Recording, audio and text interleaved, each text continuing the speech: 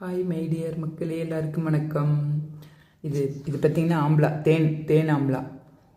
நெல்லிக்காய் இருக்கு இல்லையா, அதை வந்து தேனில் போட்டு வச்சுருக்கேன். எப்படின்னா டெய்லி நான் சாப்பிடவே மாட்டேன், வாங்கிட்டு வந்து காஞ்சி போயிட்டே இருக்கும்.